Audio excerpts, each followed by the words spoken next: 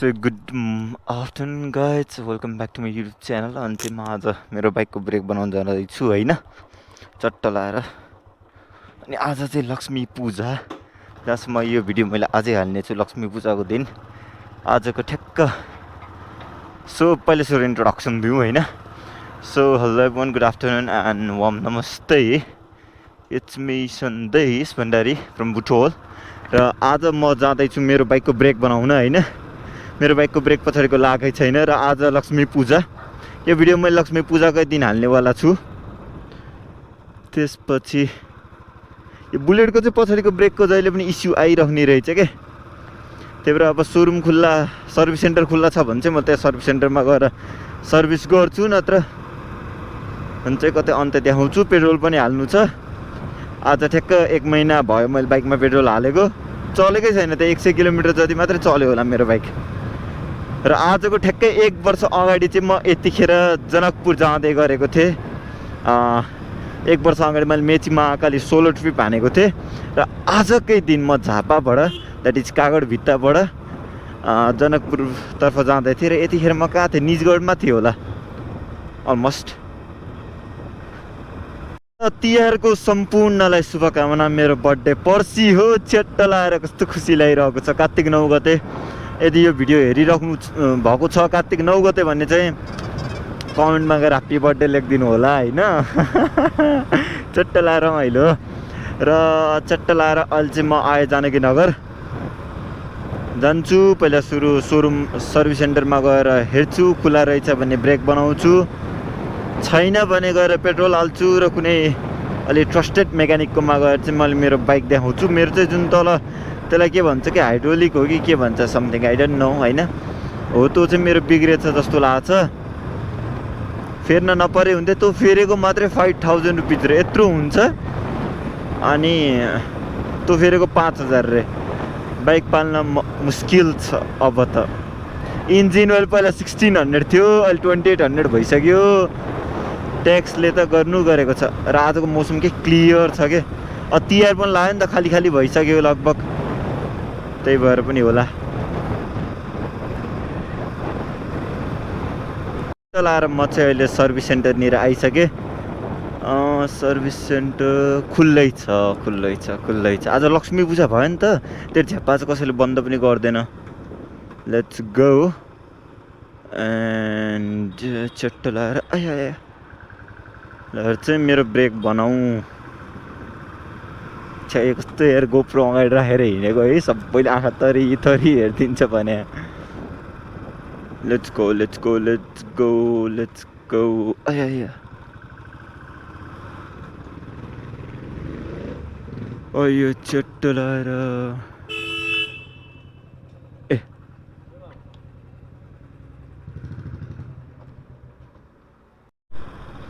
So let me tell you है, कसैले blood bank देख्नु भएको छैन भने बुटोलको यतातिर चाहिँ अञ्चल छ। यताबाट नेपालगञ्ज जाने बाटो भए चाहिँ जुन हामी यो राउन्ड एबाउट देखिन्छ नि, यताबाट सिधा गयो भने चाहिँ पाल्पा जानेतिर गइन्छ। र हामी यता अमरपथ जाने बाटोमा गयो भने चाहिँ जुन यो ग्राउन्डको फर्स्ट बिल्डिङ छ नि, त्यो चाहिँ हाम्रो ब्लड ब्याङ्कको बिल्डिङ हो। Let me so you this is. ल चट्ट लाएर हेरौँ त, नेपाल रेड क्रस सोसाइटी भन्ने देखियो नि, यो चाहिँ ब्लड ब्याङ्कको बिल्डिङ हो। र म चाहिँ कता यतै राख्नु पऱ्यो, अन्डर त्यता रहेछ, हालिदिउँ न यतै। चट्ट लाएर अन्डरग्राउन्ड।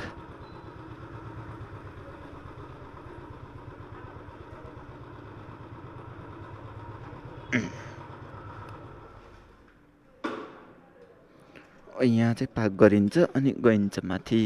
म ब्लड ब्याङ्कमा नि गएँ, 1-2टा कुराहरू बुझ्नु थियो, त बुझेँ होइन। अनि त्यसपछि पर्सिको लागि एउटा सानो प्लान गरौँ कि भन्ने सोचेको छु।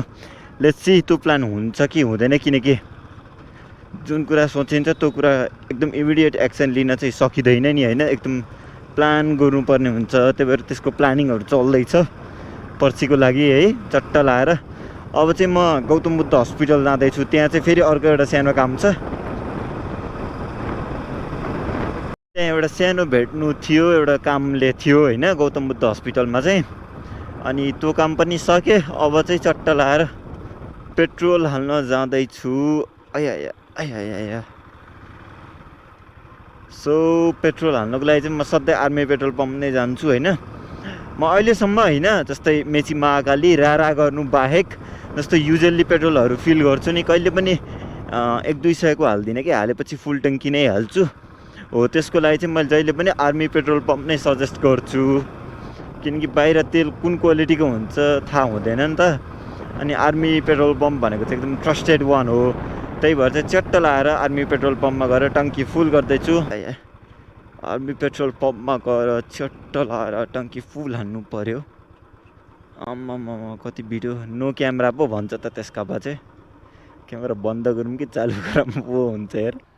यति थोरै यहाँ चुहाइदिए खुल्थ्यो कि अङ्कल। तेरिका दुःख पाइयो।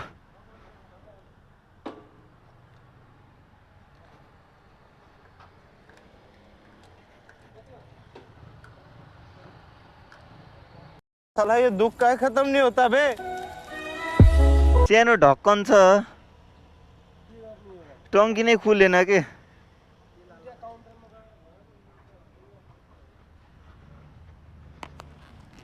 सर मेरो त टङ्की नै खुलेन के, होइन ढक्कन टङ्की खुलेन के, सानो ढक्कन छ। त्यो ढक्कनले त पेट्रोल हाल्यो भने खुल्छ के, त्यो जाम भएर हो कि के भएर केबाट? हजुर मैले बाइक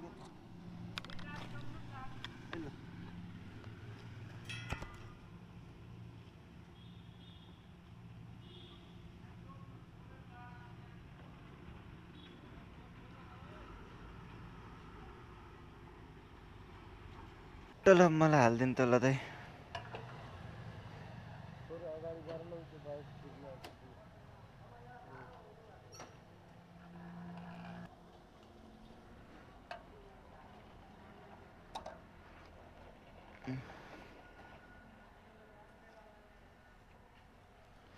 $6.63 थ्याङ्क यू।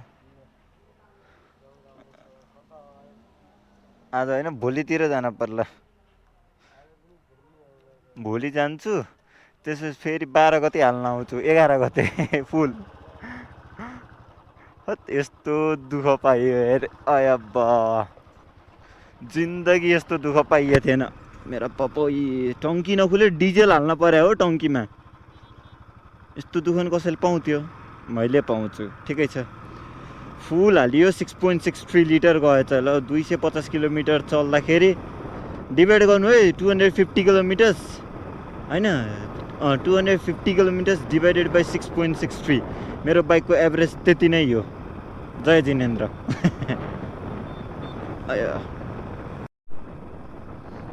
सो म चाहिँ अहिले पेट्रोल हालेर पनि आइसकेँ होइन। अब चाहिँ म यहाँबाट सिधै service centre, oh shit, service centre जाँदैछु। फ्युल मिटर अफ रहेछ।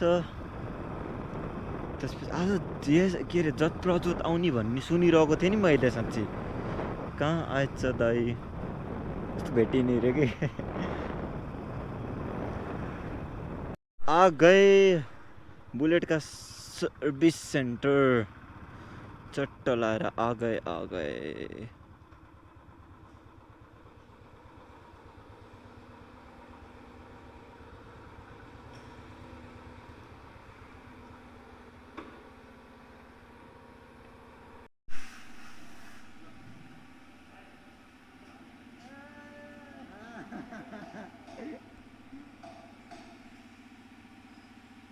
टाइट गरे बन्छ होइन दाइ?